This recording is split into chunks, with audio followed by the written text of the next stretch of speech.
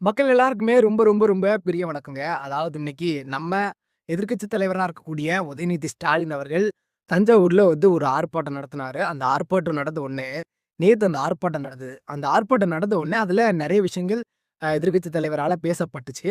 ஆனா இன்னைக்கு உடனடியா கைது பண்ணியிருக்காங்க. நேத்து ஆர்ப்பாட்டத்துல கேட்டா, ஆர்ப்பாட்டத்துல நாங்க வந்து சர்ச்சையான ஒரு விஷயத்த பேசிட்டோம் அப்படின்னு சொல்லிட்டு, உடனடியா கைது பண்றோம் அப்படின்னு சொல்லிட்டு காவல்துறை தரப்புல இருந்து அதிரடியாவே காவல்துறையினரால கைது செய்யப்பட்டு, இன்னைக்கு ஜெயிலுக்கு போயிருக்காருன்னே சொல்லலாம் நம்ம உதயநிதி ஸ்டாலின் அவர்கள். ஸோ இதுக்கு பின்னாடி இருக்கக்கூடிய பின்னணிகள் என்ன?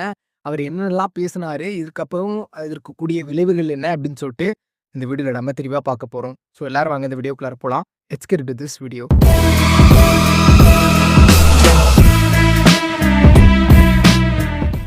அதாவது நேத்து வந்து திமுக தலைமையில வந்து ஒரு ஆர்ப்பாட்டம் நடந்தது தஞ்சாவூர்ல.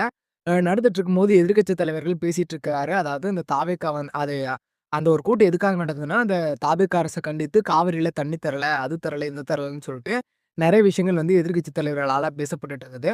அப்போ கூட்டத்துல இருந்த தொண்டர்கள் வந்து என்னன்னு கத்தியிருக்காங்கன்னா, "த்ரிஷா, த்ரிஷா, த்ரிஷா" அப்படின்னு கத்தியிருக்காங்க.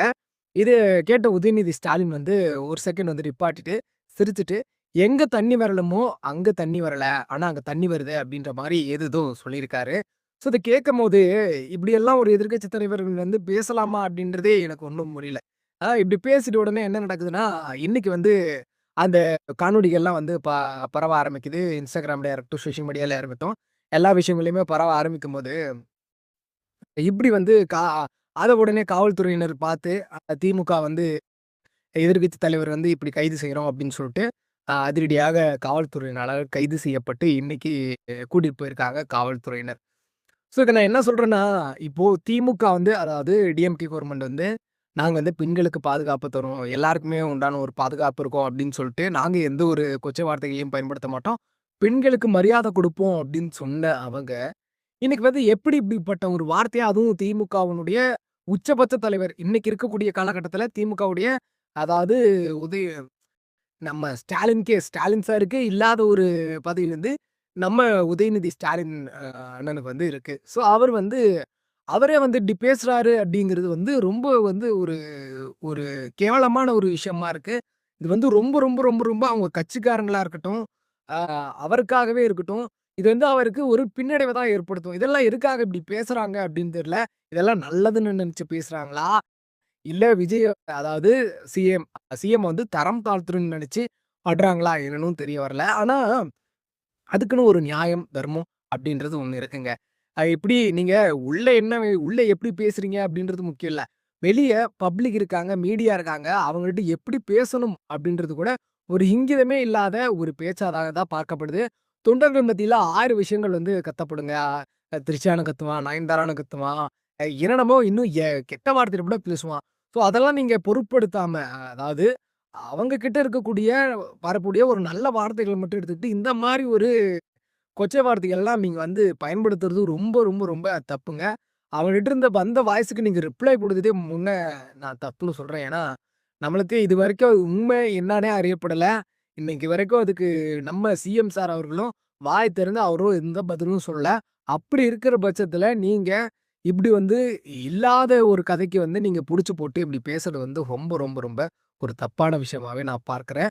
இது வந்து உங்களுக்கு இருக்கட்டும் சரி, உங்க தொண்டர்களா இருக்கட்டும் சரி, உங்க கட்சிக்கா இருக்கட்டும் சரி, வருங்காலத்தில சந்திக்கக்கூடிய தேர்தல்களா இருக்கட்டும் சரி, இது உங்களுக்கு ஒரு பின்னடைவ தான் ஏற்படுத்தும். ஏன்னா, நீங்க வந்து பேசலாம்.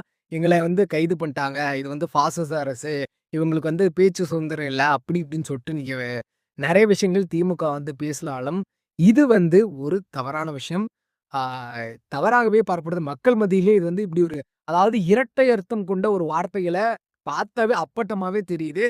இத பத்தி எப்படி மீம் பண்ணியிருக்காங்க அப்படின்ற மாரி. ஸோ அப்படி இருக்கிற பட்சத்தில ஒரு எதிர்க்கட்சி தலைவர கைது செய்யாம என்ன பண்ணுவாங்க அப்படின்றது தான் என்னோட கொஸ்டினாவுமே இருக்கு. இப்படி நீங்க வந்து பெண்களுக்கு இப்போ இப்போ தாவேக்காவும் இருக்கட்டும், திமுக இருக்கட்டும் எல்லாமே பெண்களுக்கு சுதந்திரம் தருவோம். யார என்ன பெண்கள பத்தி தப்பா பேசுறா, நாங்க எல்லாத்தையுமே கைது பண்ணுவோம் அப்படின்னு சொல்லிட்டு தான் அரசியலுக்கு வராங்க. எல்லாமே பண்றாங்க. ஸோ அப்படி இருக்கிற பட்சத்தில நீங்க வந்து இப்படி ஒரு உச்சபட்ச தலைவர் பெண்கள பத்தி வந்து இப்படி ஒரு அவதூறா, கொச்சையா பேசும்போது, தாவேகா அரசானது கைது செய்ய தான் படும். கைது செய்ததற்கு எந்த ஒரு வந்து கண்டனங்களும் மக்கள் மத்தியிலிருந்து இல்ல. கட்சிக்காரங்க மத்தியில இருந்து தான் இருக்கு. ஸோ அப்படின்னு சொல்லிட்டு, இனி வரக்கூடிய காலங்கள்ல எப்படி இருக்கும் அப்படின்ட்டுனா, இவரு இப்போ ஜெயிலுக்கு போயிருக்காரு. ஸோ நியாயப்படி வந்து கோர்ட் எல்லாம் போயிட்டு, அங்க இதுக்கு என்ன அர்த்தம்? நீங்க எதுக்கு இப்படி மீன் பண்ணீங்க? மக்கள் மத்தியில நீங்க எப்படி பேசலாம்? அப்படின்ற ஒரு முழு காரணத்தையும் அவங்க சொல்லணும். ஏன்னா, பேச்சு அவர் என்ன பேசினாரு அப்படின்னா, எங்க தண்ணி வரணுமோ, அங்க தண்ணி வரல.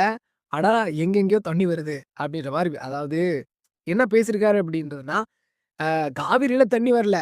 ஆனா வேற எங்கேயோ தண்ணி வருது அப்படின்ற மாரியெல்லாம் இதுக்கு வந்து என்ன அர்த்தம் அப்படின்னு வந்து கோர்ட் சைட்லருந்து வந்து கேட்பாங்க. ஸோ அப்படி கேட்கும்போது இதுக்கு வந்து முழு அர்த்தத்த நம்மளால இத வந்து வார்த்தையாலேயே சொல்ல முடியலங்க. ஏன்னா, அது வந்து சொன்னா தப்பா நம்மளாலேயே அது பேச முடியல. அப்படிப்பட்ட ஒரு வார்த்தை தான் வந்து மாண்புமிகு எதிர்க்கட்சி தலைவர் அவர்கள் உதயநிதி ஸ்டாலின் வந்து பேசியிருக்காரு. இத நான் வந்து சொன்னேன்னா, இது வந்து உங்களுடைய பார்வைக்கு வந்து தவறா தெரியும். அதனால தான் ஒரு ஒரு முறையும் நம்ம வந்து பேசும்போது, நம்ம வந்து தவறா பேசிறக்கூடாதோ! அப்டின்ற ஒரு பட்சத்தில தான் இப்டி வந்து பேசுறேன். எங்க தண்ணி வரணுமோ, அங்க தண்ணி வரல. அப்டின்ற அர்த்தத்திலேயே நீங்க எல்லாருமே புரிஞ்சுக்கணும். இது எப்படிப்பட்ட ஒரு வார்த்தைகள் அப்டின்றத. இனிமே வரக்கூடிய காலங்கள்ல திமுக தலைவர்களா இருக்கட்டும், திமுகவுடைய தொண்டர்களா இருக்கட்டும், அவங்களுக்கு இது ஒரு பாடமாவே இருக்கணும்னு நான் நெனைக்கிறேன். அப்டின்னு சொல்லிட்டு இந்த வீடியோல இருந்து நான் நிறைவாக்குறேன். Thank you.